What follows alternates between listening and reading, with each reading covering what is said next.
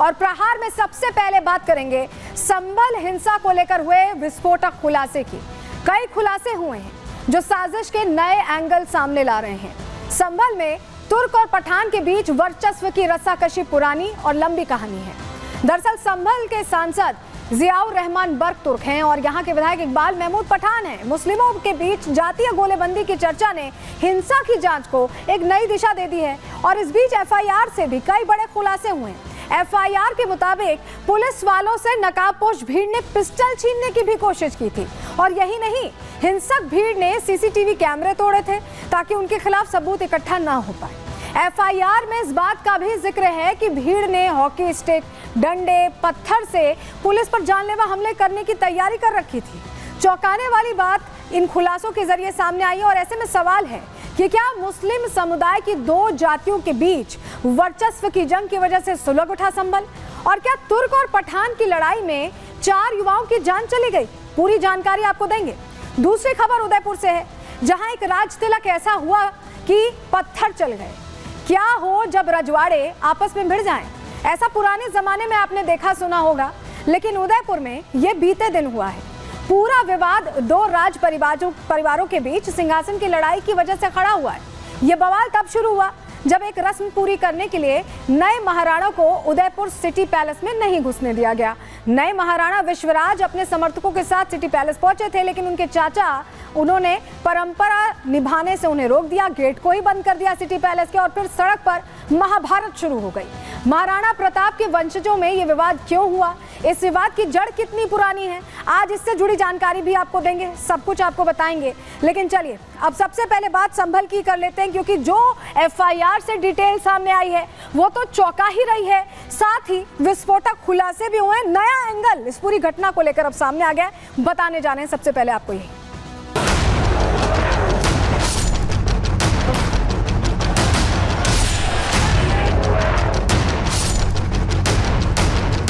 वहाँ के सांसद, वहाँ के विधायक और उनके पुत्र पर झूठे मुकदमे लगाए रहे हैं।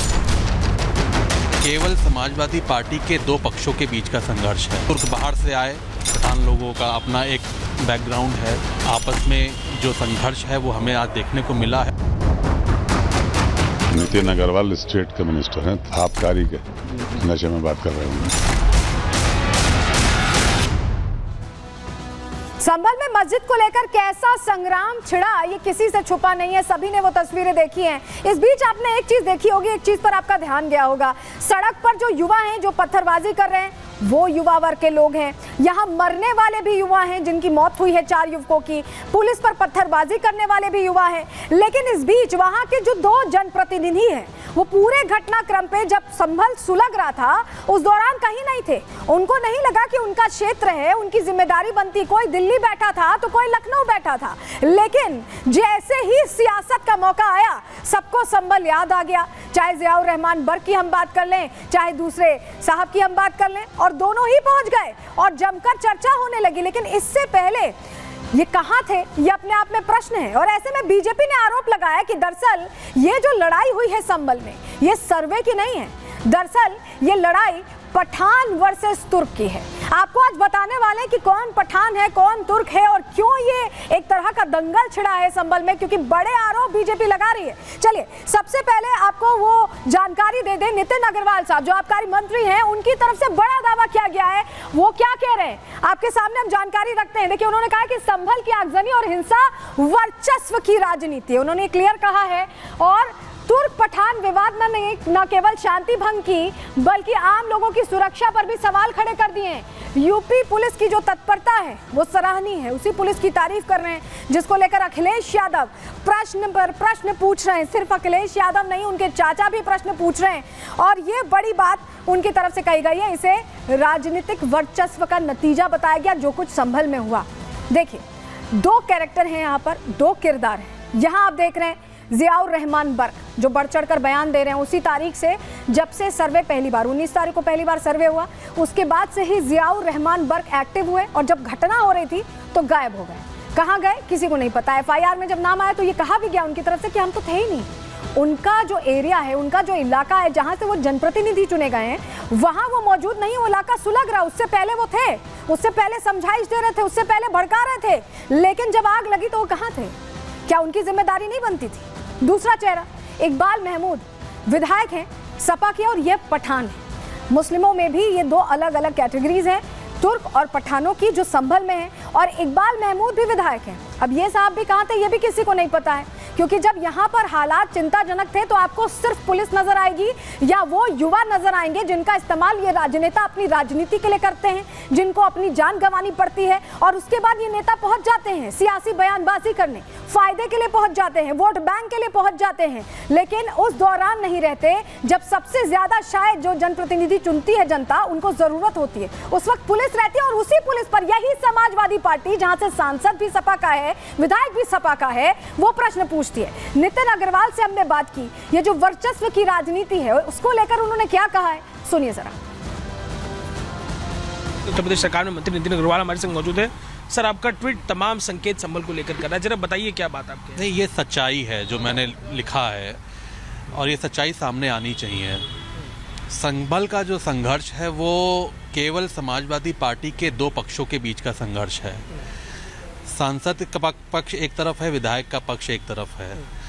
दोनों के वर्चस्व की लड़ाई लगातार रही है और लगातार देखने को भी मिलती रही है। अच्छा, पठान और तुर्कों का जो झगड़ा है वो काफी पुराना है। उस भौगोलिक क्षेत्र में राजनीति के दो घराने हैं जो इन दोनों समाजों को लीड करते हैं। क्या आपको लगता है कि ये इनके कलह में क्या ऐसे पॉइंट्स आए कि इस बार किसको दिखाना चाह रहे थे? क्या ये प्रूव करना चाह रहे थे कि ऐसे? दोनों का संघर्ष जग जाहिर है। तुर्क बाहर से आए, विदेश से आया हमारे देश में, पठान लोगों का अपना एक बैकग्राउंड है।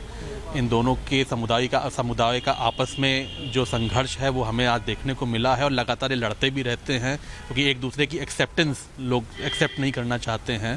तो ये जो दो समुदाय आपस में लड़ रहे हैं उसको हमने देखा, लेकिन प्रशासन ने तत्परता से त्वरित कार्रवाई करके वहाँ पे FIRs कराई हैं और वहाँ पे दंगे को पूरी तरीके से रोकने का काम किया है।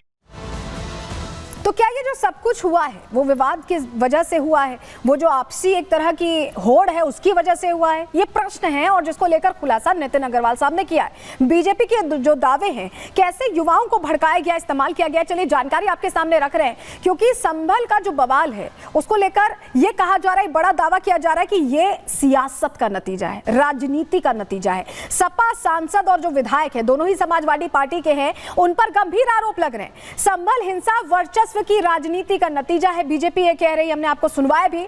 और दोनों नेताओं ने यहां कहा जा रहा है बीजेपी की तरफ से कि लोगों को भड़काया, यानी जो युवा चेहरे हैं उन्हें भड़काया है, उनके अंदर मन में कहीं ना कहीं नफरत भरी है।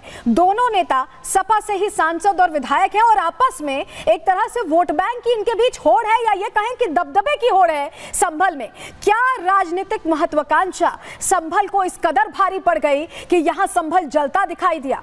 पुलिस की FIR में देखिए दोनों के नाम है, जो बर्क हैं जियाउर रहमान बर्क, उनका तो नाम है ही, जो सांसद हैं, और जो विधायक हैं उनके बेटे का नाम है, और FIR में नंबर 1 और नंबर 2 के आरोपी ही यही है। यानी पुलिस भी इस एंगल को समझ रही है और इस एंगल से जांच को आगे बढ़ा रही है, लेकिन यहां पर नुकसान सिर्फ युवाओं का हुआ है जो भड़कावे में आ गए।